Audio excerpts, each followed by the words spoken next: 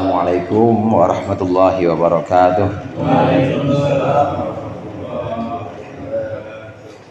Alif hadal kitab min masyayikhina wa hadratina sallallahu alaihi wasallam.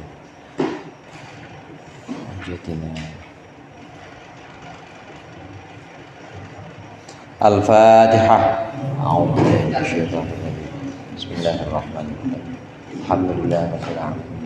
Ar-Rahmanir Rahim. Maliki yaumiddin. Iyyaka na'budu wa iyyaka nasta'in. Ihdinas siratal mustaqim. Shiratal ladzina an'amta 'alaihim ghairil maghdubi 'alaihim waladdallin. Alhamdulillah wassalatu wassalamu ala sayyidina Muhammadir Rasulillah wa ala alihi wa ashabihi wa man tabi'a hudahu wa jama'atah wa la hawla wa la quwwata illa billah amma ba'd. Inna asdaqal hadithi kitabullah wa khairal hadi hadi Muhammadin sallallahu alaihi wasallam wa syarrul umuri muhdatsatuha wa kullu muhdatsatin bid'ah wa kullu bid'atin dhalalah. Segenap jamaah musholah al-jihad, para pengurus, para ustaz, para hujjaj, bapak-bapak sekalian hadirin yang dirahmati oleh Allah. Alhamdulillah malam hari ini membawa nikmat iman dan Islam kita berkumpul kembali melanjutkan pengajian rutin kita. Mudah-mudahan datangnya kita di sini mendapat ridha Allah. Apa yang akan kita pelajari menjadi ilmu yang bermanfaat di dunia wal akhirah. Amin ya rabbal alamin. Dalam Al-Quran itu ada banyak ajakan-ajakan, ada banyak sindiran-sindiran juga tentang manusia yang menggunakan akalnya. Afala ta'qilun, afala yatafakkarun misalnya. Tidakkah kalian menggunakan akal? Tidakkah mereka berpikir? Afala yatadabbarun, apakah mereka enggak bisa merenung? Nah, pembahasan kita ini sampai kepada perenungan, sampai pada manfaat makan makanan yang halal, menghindarkan makanan yang haram. Ini adalah untuk menjernihkan pikiran. Kalau pikirannya jernih, kemudian juga hatinya lembut menerima nasihat-nasihat, maka akan bisa kita bertafakur. Tafakur atau merenungkan penciptaan-penciptaan alam. Kemarin bagaimana kita merenungkan tentang penciptaan yang Allah buat pada diri kita, dalam tubuh kita. Kemudian diajak oleh pengarang di sini merenungkan penciptaan-penciptaan yang ada di langit, tentang pergantian malam dan siang, kemudian juga perubahan posisi bulan, bentuk bulan dan juga posisi matahari. Ini bagian dari tafakur atau merenungkan penciptaan-penciptaan yang ada dalam diri kita maupun yang ada di alam semesta ini. Nah, yang berikut ini masih dalam rangka merenung atau memikirkan penciptaan-penciptaan Allah yang ada pada dunia atau pada bumi ini. Ada di halaman 31. Betul ya, halaman 31 bagian yang bawah. Bismillahirrahmanirrahim. Qala al-muallifu rahimahullah wa nafa'ana bihi wa bi ulumihi fid dharain. Amin. Wa kadzalikal ardu takunu yabisatan. Demikian juga tanah itu kering. Tsumma yunbitullahu fihan nabati, kemudian Allah tumbuhkan padanya tumbuh-tumbuhan. Tsumma yudhibu minha, kemudian Allah hilangkan darinya tumbuhan tersebut. Fata'udu yabisatan, kemudian balik atau kembali lagi tanah tadi jadi kering. Tsumma tanbutu marratan ba'da ukhra, kemudian tumbuh lagi tanah itu setelahnya, tumbuh lagi beberapa kali. Ini diajak kita untuk merenungkan tanah itu kering. Ketika kering kemudian Allah sirami dengan hujan, maka bisa tumbuh di atas tanah itu tumbuh-tumbuhan. Tanah yang kita lihat itu asal disirami airnya air hujan atau air itu air yang dari irigasi, itu bisa menumbuhkan apapun sesuai dengan bibitnya atau sesuai dengan bijinya. Ya kalau nanamnya biji nangka, tumbuhnya nangka pasti. Kalau tanamnya biji rambutan, tumbuhnya rambutan. Ada dalam satu area atau ada dalam satu lokasi yang sama, nangka sama rambutan deketan itu, tanah itu juga disiraminnya sama, pakai hujan yang sama juga, hujannya ya sama dari langit, sama-sama hujannya ya dia juga, tanahnya juga tanah itu, tapi itu rasanya bisa beda-beda. Ya nangka rasanya nangka, rambutan rasanya rambutan, padahal air yang nyiramin sama apa beda saudara? Sama. Tanah tempat dia tumbuh sama apa beda itu? Sama juga. Lah ini nggak ketukar rasanya, gara-gara deket nggak terus rambutan rasanya rada nangka dikit gitu, yang nangka rasanya ada rambutan-rambutannya, nggak ada, tetap itu. Padahal air yang buat nyiramin sama tuh airnya air itu juga, tanahnya tanah itu juga. Ini Allah tumbuhkan tumbuh-tumbuhan dengan berbagai macam rupanya, berbagai macam rasanya juga. Ya pohonnya beda, rasanya beda, daunnya aja beda semuanya itu, padahal sama. Ini bukti kekuasaan Allah. Sebenarnya kalau kita gunakan akal pikiran, tidak perlu kita nunggu mujizat-mujizat seperti umat-umat terdahulu. Umat-umat terdahulu itu kan kalau minta mujizat ya yang boten-boten aja. Minta mujizat itu umatnya Nabi Soleh, saya mau iman kepada engkau kalau engkau bisa keluarkan onta, tapi bukan dari ibunya, keluarnya dari batu. Minta onta keluar dari batu. Nabi Soleh kemudian mohon pada Allah, sholat, kemudian mohon pada Allah, keluar benar itu batunya aja harus ditentukan. Batunya harus batu yang ditentukan oleh kaumnya Nabi Soleh ini yang ingkar. Dia nggak mau batu yang dibawa Nabi Soleh, nggak mau.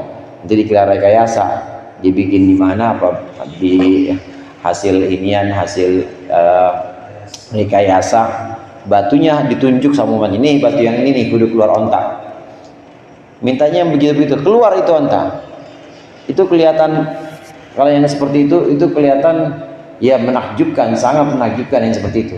Tapi sebenarnya tanpa menunggu mujizat-mujizat yang seperti itu, kita ngelihat aja hujan yang mengairi tanaman di tanah yang sama, itu bisa menumbuhkan rasa yang berbeda-beda. Ini sebenarnya sesuatu yang menakjubkan, sesuatu yang sangat luar biasa, sesuatu yang sangat hebat. Nggak ada yang bisa begitu. Yang warnain rambutan siapa? Yang warnain nangka siapa? Ya, nggak ada yang ngecat itu. Nggak ada yang nyelupin gitu, ya begitu aja emang warnanya, nggak ada. Cabai juga begitu, ada cabai hijau, ada cabai rawit, ada yang rada oren kayak jakmania, oren pedes. Itu semua adalah kekuasaan Allah, semua adalah kudrah Allah, kekuasaan Allah menjalankan segala sesuatu yang ada di kerajaannya. Yang dimaksud dengan kerajaan ini kekuasaan Allah yang ada di muka bumi berupa kerajaan yang kasat mata ini, yang kelihatan. Itu kan semua kelihatan semua tuh, hujan, pohon, rambutan, nangka, cabai kan kelihatan semua. Belum lagi kerajaan Allah yang sifatnya ini gaib. Ada alam syahadah, kemudian ada alam gaib, ada alam yang kasat mata bisa kita saksikan. Ini yang jadi bahan pertama untuk kita merenung tafakur. Ada alam gaib. Nah, alam gaib lah itu lebih ramai lagi saudara, lebih ramai lagi dan lebih menakjubkan lagi. Nah, kita sebenarnya dengan menggunakan akal, menggunakan pikiran, ini sudah bisa yakin dengan kekuasaan Allah. Allah Maha Kuasa, pasti itu. Dalam penciptaan atau dalam kejadian-kejadian sehari-hari yang kita lihat, itu sebenarnya udah banyak sekali hal-hal yang benar-benar menakjubkan. Telur saudara, telur itu putih sama kuning ya. Itu telur putih sama kuning ya begitu aja udah putih sama kuning. Telur ini jadi bisa berubah jadi ada bulunya, kemudian ada kakinya, ada sayapnya. Itu gimana caranya itu? Itu ibunya mah nggak tahu apa-apa tuh, pokoknya dikeremin aja sama babonannya apa, nggak diomongin lu ntar jadi ayam warna anu ya, biar rada mandiri kalau jadi ayam, jangan gantung sama emak, nggak diomong gitu. Tapi tetap aja itu putih telur dan kuning telurnya itu beserta cangkangnya itu, yang terjadi di dalamnya itu entah apa, kok bisa berubah gitu. Andai itu ditaruh atau dikeluarin, jangan di telur dah, taruh misalnya di Kinder Joy, tahu Pak? Makanan bocah itu kuning telur sama putihnya masukin Kinder Joy, remin dah sama bini. Nggak bakal jadi ayam, nggak bakal jadi ayam. Tapi ini ngapa bisa jadi ayam? Padahal kuning telur sama putih telur ini asal kita ceplok juga habis sudah riwayatnya udah. Tapi kok itu bisa berubah? Ini kan menakjubkan banget ini, hal-hal yang menakjubkan. Nggak perlu kita nunggu mujizat seperti umatnya Nabi Soleh, nggak perlu kita menunggu mujizat seperti umatnya Nabi Musa yang bisa menyaksikan laut terbelah, dan banyak lagi mujizat umat dahulu. Nggak perlu sebenarnya. Al-Quran mengajak itu. Al-Quran mengajak kita untuk merenungkan segala macam penciptaan, seperti penciptaan yang ada di muka bumi ini, air kering, tanah tadi kering, kemudian Allah basahi dengan air, Allah tumbuhkan di sana. Tapi satu waktu Allah kering juga, Allah buat kering. Kemudian kalau ada hujan, dengan sekejap Allah buat tumbuh lagi. Padahal di dalamnya itu nggak ada apa-apanya, nggak kelihatan di dalamnya itu ada bakal atau calon buah tuh nggak kelihatan, tapi itu bisa tumbuh begitu. Ini tanda kekuasaan Allah, dituntun oleh Al-Quran kita untuk bertafakur, untuk tadabbur atau merenungkan tanda-tanda kekuasaan Allah. Kadang-kadang ayatullah, tanda-tanda kekuasaan Allah ini bisa diartikan mukjizat yang Allah turunkan kepada para nabi untuk mengalahkan orang-orang kafir. Tapi ayatullah ini juga bisa berarti tanda kekuasaan Allah yang ada di alam semesta. Itu sebenarnya mukjizat juga. Itu sebenarnya sesuatu yang sifatnya sangat mengagumkan dan juga melemahkan akal kita, bikin kita nggak bisa mikir gimana caranya ini, atau gimana urusannya kok bisa demikian menakjubkan, demikian hebat dan dahsyat penciptaan ini. Semua itu Allah yang mengatur, Allah yang menciptakan sejak awal. Mulai perenungan yang pertama kemarin kita, rambut atau gigi yang ada di tubuh kita nggak pernah melihat akarnya rambut, tapi tumbuhnya cakep banget begitu. Kita nggak pernah melihat akarnya gigi, kalau akarnya gigi tumbuh di rahang keluar pada jadi repot. Tapi dalam tubuh itu banyak kekuasaan Allah. Begitu juga langit, banyak kekuasaan Allah, tanda-tanda kekuasaan Allah. Begitu juga di bumi, di atas permukaan bumi ini juga banyak tanda-tanda kekuasaan Allah. Falladzi qadara ala dzalika kullihi qadirun ala ihya'il mauta, itu kullihi. Maka yang mampu untuk demikian semua itu, qadirun ala ihya'il mauta, pasti akan mampu juga menghidupkan yang mati ba'da fanaihim, setelah kebinasaannya, al-mauta, setelah hancurnya, fana atau binasanya orang-orang yang mati, fil ardi, di bumi. Telur ya benda-benda mati itu kok bisa jadi ayam. Nutfah atau mani, benda-benda mati kok bisa jadi manusia. Gagah banget lagi, apalagi kalau dipakein seragam pakein jas, cakep banget, padahal benda mati asalnya. Mati, benar-benar mati itu, benda mati. Kan cairan doang, telur juga begitu, cairan doang. Pohonan ya asalnya airnya sama-sama, tapi kalau rasanya bisa beda semua. Kalaupun deket-deketan itu nggak bakal keliru, rasanya juga nggak bakal hilang, tetap aja begitu. Ini yang mampu melakukan ini semua pasti mampu juga untuk menghidupkan yang mati. Pasti sangat gampang, sangat mudah untuk menghidupkan yang mati nanti di hari yang disebut dengan hari kiamat atau yaumul ba'ats, hari kebangkitan. Sangat gampang. Ada orang kafir namanya Al-As bin Wa'il. Al-As bin Wa'il ini datang kepada Rasulullah, mayyuhyil idhama wa hiya ramim, katanya. Mayyuhyil idhama wa hiya ramim, ini di surat Yasin aja ada. Dia bilang mayyuhyil idhama wa hiya ramim, Muhammad, siapa yang bisa ngidupin tulang-tulang yang udah kayak begini? Dia bawa tulang, saudara. Ini tulang-tulang yang udah kayak begini dipatahin sama dia. Yang kayak begini bisa dihidupin lagi. Yang kayak begini bisa dihidupin lagi sama Tuhan sama Tuhan ente Muhammad, kata Al-As bin Wa'il. Kata Rasulullah, bala, tentu bisa, dan engkau nanti bakal masuk neraka. Iya, lu ntar bakal neraka lu. Ini ada di dalam surat Yasin.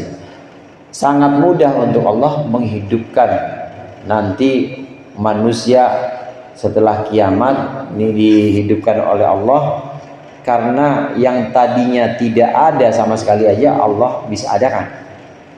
Yang tadinya tidak ada, benar-benar Adam dalam ketiadaan itu ada.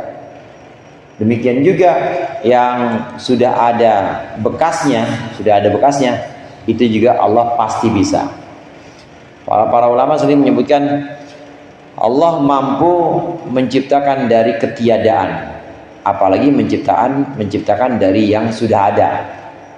Sering ulama mengatakan seperti itu. Allah mampu menciptakan dari ketiadaan. Nah, kita ini kan asalnya nggak tiada.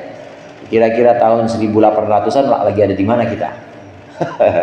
1800 lagi ada di mana Pak RW? Nggak tahu di mana tuh.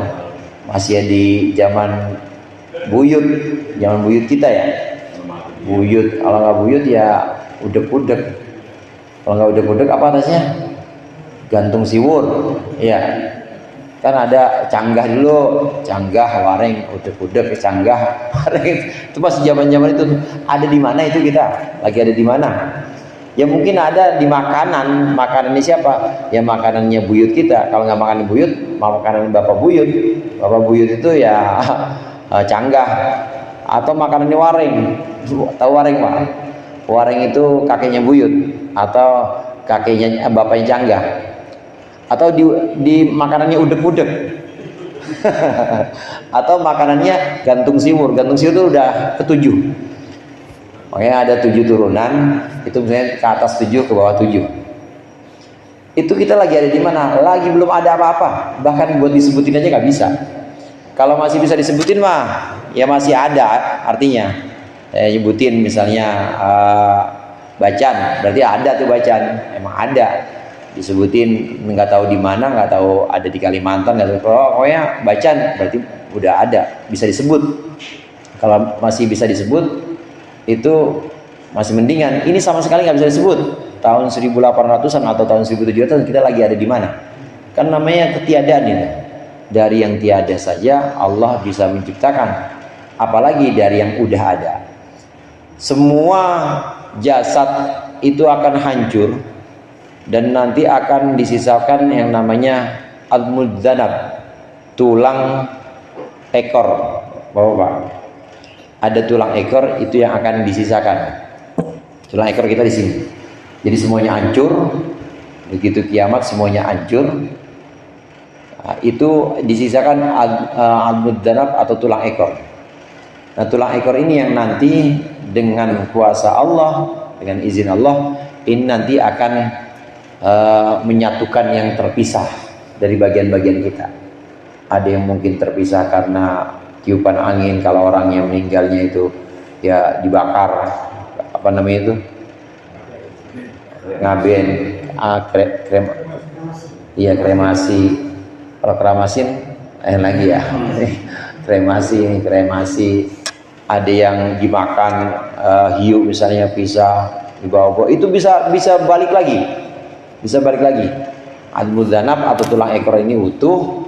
Nah, ini disisakan, tidak hancur, dan ini nanti balik lagi, menyusun lagi dengan izin Allah, dengan kuasa Allah, dan itu gampang. Ulama mengatakan Allah menciptakan dari tiada jadi ada, itu Allah mampu, apalagi menciptakan dari ada. Ini bukan berarti menciptakan dari tiada pada ada lebih sulit dibanding menciptakan dari ada pada ada. Maksudnya masih udah ada bekasnya, seperti zanab atau seperti tulang ekor tadi. Bukan berarti yang pertama itu lebih sulit dibanding yang kedua, enggak. Di sisi Allah gampang semuanya, enggak ada yang susah. Sama aja, gampang. Kita bisa renungkan dari kejadian-kejadian alam semesta ini, diajak oleh pengarang di sini, kemudian kita baca ayat-ayat Al-Qur'an, kita kalau bisa baca artinya.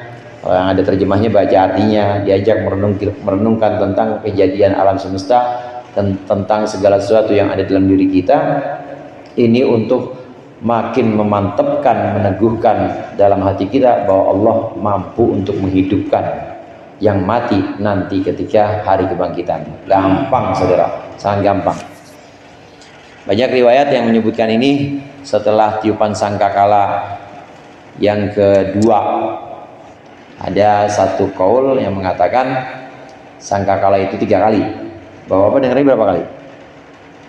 Sangkakala 2 apa 3? 2 ya? 2. Ada yang menyebutkan 3 kali. Ada sangkakala yang pertama. Sangkakala yang pertama semuanya hancur. Semuanya pada tiupan sangkakala yang pertama semuanya ini artinya belum hancur. Artinya semua bumi ini semuanya hancur, bintang-bintang berjatuhan, kemudian gempa, tanah juga longsor. Ini tiupan sangkakala pertama. Tapi manusia belum hancur atau belum mati.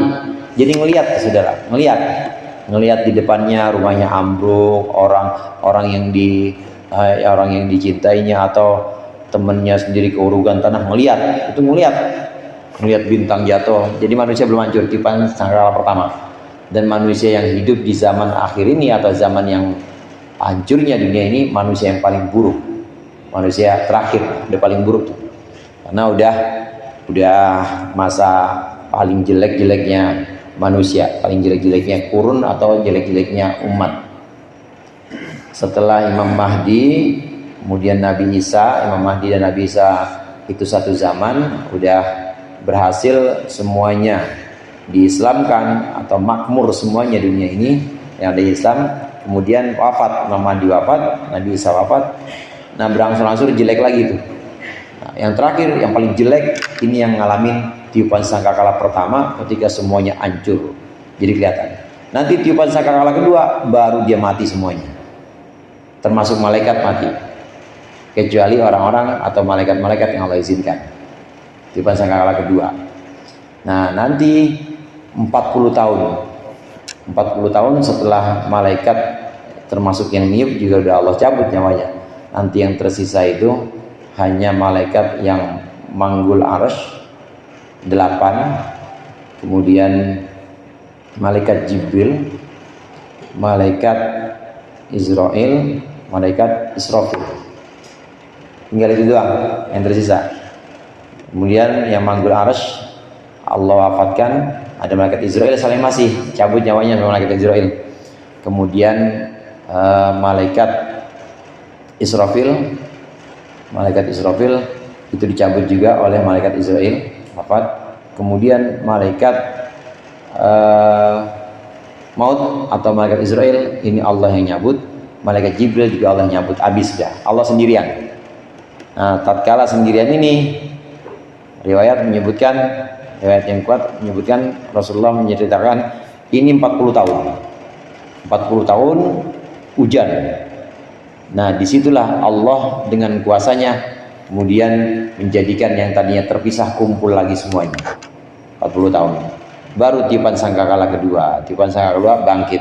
Dan gampang, itu semua sangat mudah di sisi Allah, tidak ada yang sulit, semuanya sangat gampang, sangat mudah. Kalau kita memahami kemudian kita merenungkan kejadian-kejadian alam semesta ini, kita akan yakin bahwa Allah itu sangat mampu, Allah sangat kuasa untuk melaksanakan hari kebangkitan, sangat mudah di sisi Allah yang seperti itu. Fa'alal abdi ayyukthira al-fikra fi dzalika. Maka setiap orang atau setiap hamba hendaklah memperbanyak tafakur dalam yang demikian itu. Pikir, tafakur dalam penciptaan alam, dalam tubuh kita, dalam penciptaan langit, dalam penciptaan bumi, hendaklah kita renungkan. Hatta yaqwiya imanuhu bil ba'di, sehingga menjadi kuat imannya tentang kebangkitan ba'dal mauti, setelah kematian. Wa ya'lama annallaha yab'atsuhu wa yujazihi bi amalihi, dan sehingga dia yakin bahwasannya Allah akan membangkitkan dia dan juga membalasnya bi amalihi, dengan perbuatan-perbuatannya, sebab perbuatannya. Fa'ala qadri quwwati imanihi, maka sesuai dengan kadar kekuatan iman seseorang, bidzalika tentang kekuasaan Allah yang ada di bumi, ayat-ayat Allah yang ada di langit dan tubuh misalnya, maka atas dasar kuatnya itu yajtahidu fit taat, dia akan bersungguh-sungguh dalam taat, wajtinabil mukhalafat, dan dia akan menjauhkan larangan-larangan li syar'i yang ada dalam syara atau dalam syariat. Tadabbur atau tafakkur atau disebut juga dengan merenung, ini untuk menuntun kita supaya kita yakin bahwa nanti Allah akan bangkitkan kita. Yakin, supaya kita makin yakin bahwa nanti itu Allah pasti akan bangkitkan kita. Sesuai dengan keyakinan ini, kuatnya keyakinan ini, maka setiap orang amalnya, ibadahnya beda-beda.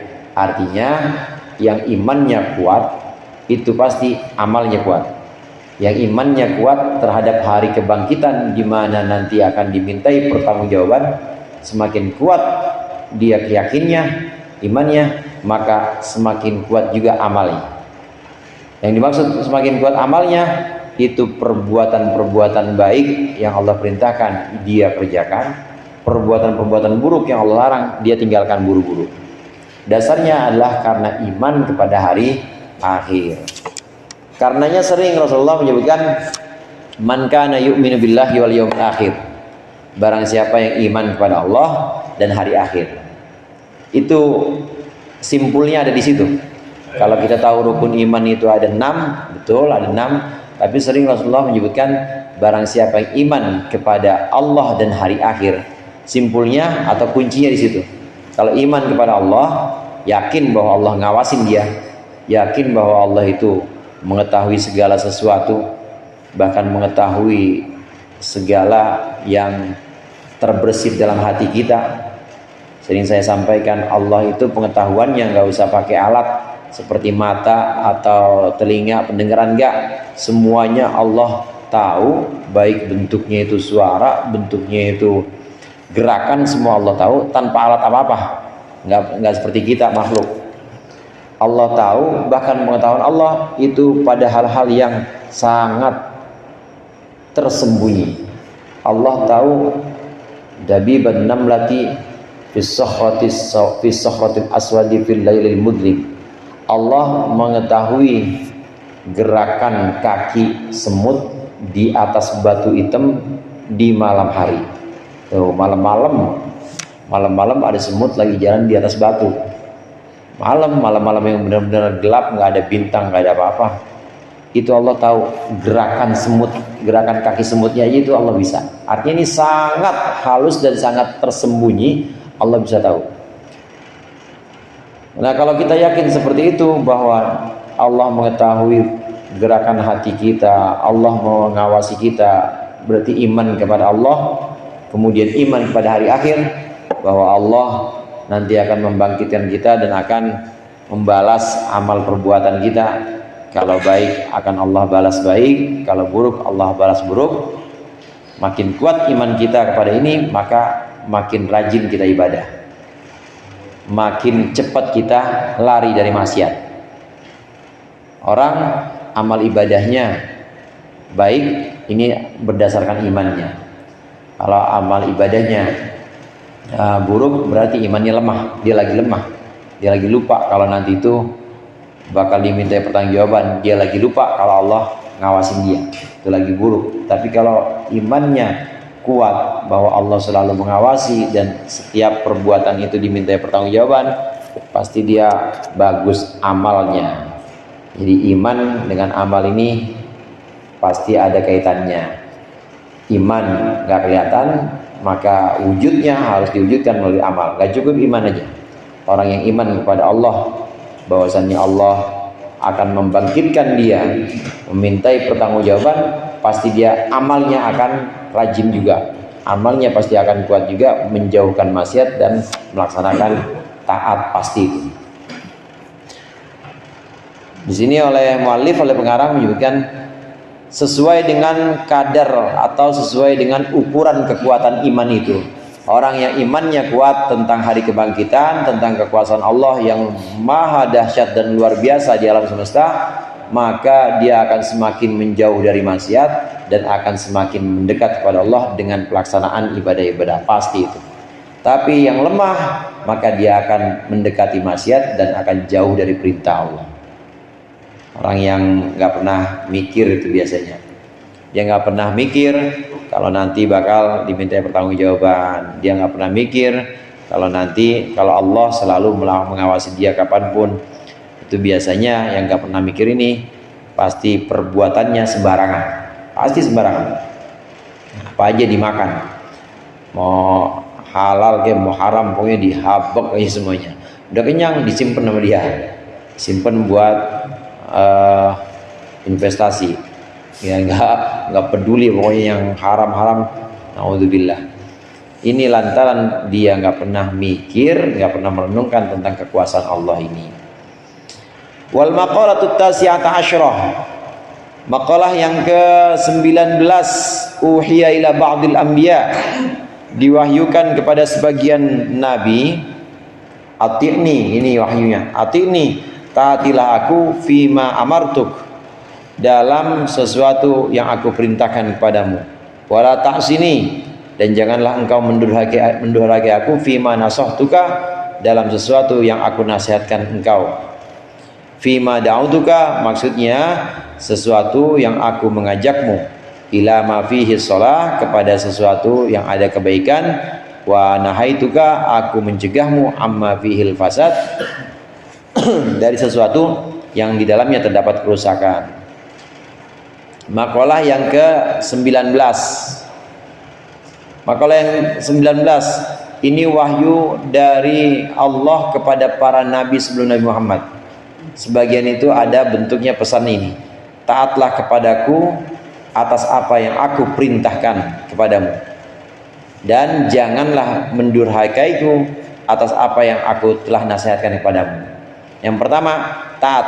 Kalau aku perintahkan, taat. Jangan ngengkel, jangan ngeyel. Kalau aku perintahkan untuk ibadah, ibadah aja, nggak usah ngeyel, nggak usah tanya-tanya. Taatlah kepadaku terhadap apa yang aku perintahkan kepadamu. Amar atau perintah. Memang kadang-kadang perintah dalam agama, saudara, itu ada yang sifatnya ta'akuli, ada yang sifatnya ada yang sifatnya ta'abudi. Ta'akuli itu artinya bisa dinalar akal, bisa dinalar akal. Perintah berbakti atau birrul walidain kepada orang tua, itu dalam agama ada nggak Pak? Ada nggak kira-kira? Ada. Itu ta'akuli, itu bisa dinalar akal. Kenapa kita sebagai anak harus bakti pada orang tua? Kalau dinalar akal pasti masuk. Ya jelas, karena orang tua berjasa atas hadirnya kita di dunia ini. Kenapa kita harus menghargai ulama atau menghargai guru? Ya jelas, karena guru itu berjasa.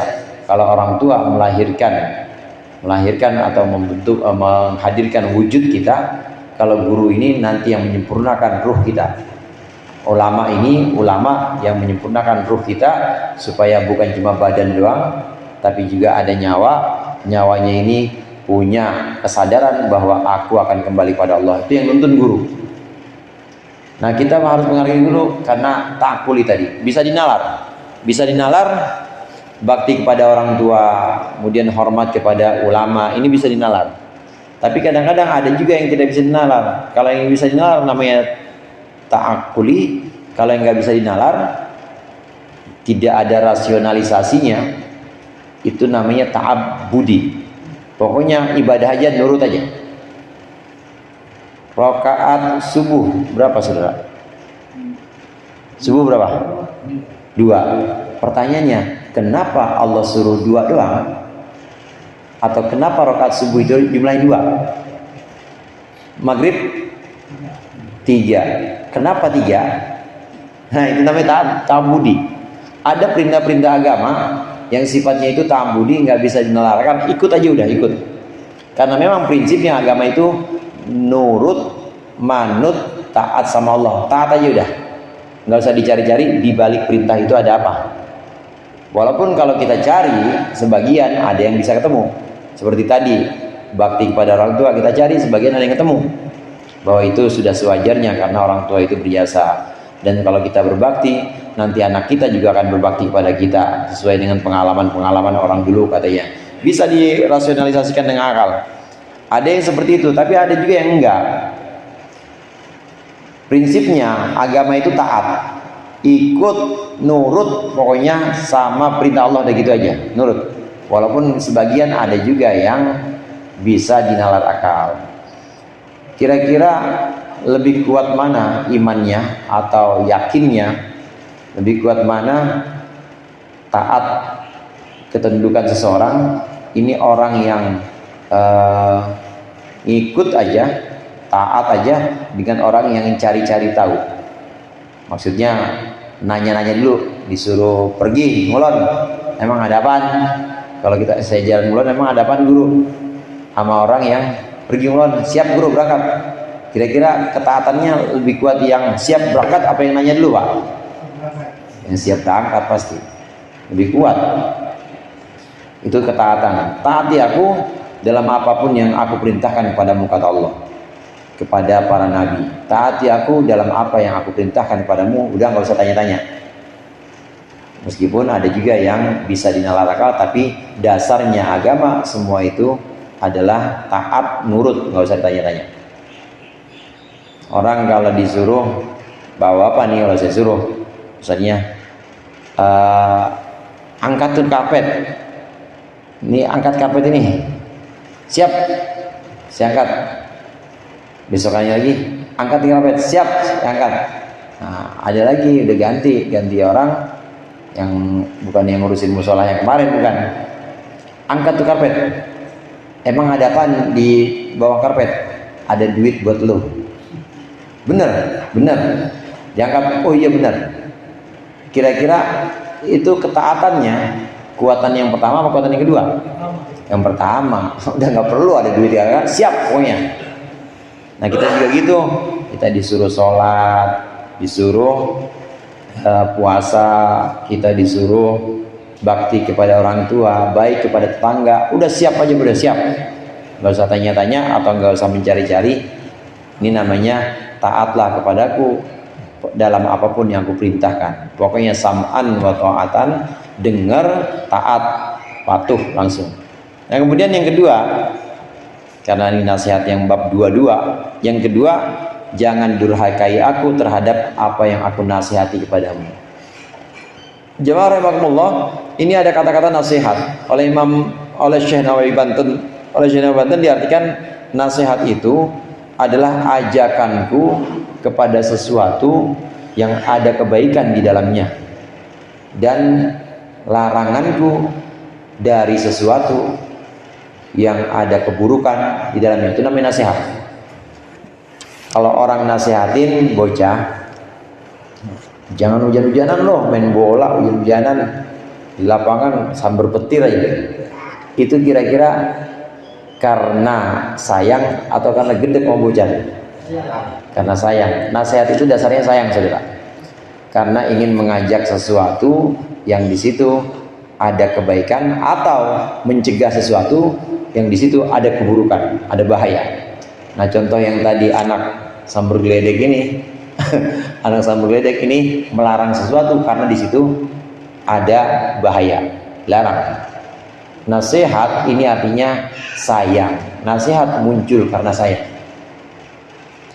Nah, Allah di sini mewahyukan kepada para nabi, jangan durhakai aku atau jangan tentang aku, jangan menentang aku dalam suatu yang aku nasihati engkau tentang hal itu. Maksudnya yang aku cinta kepadamu. Nasihat itu artinya cinta. Allah melarang itu berarti ada bahaya di situ. Dasarnya sayang.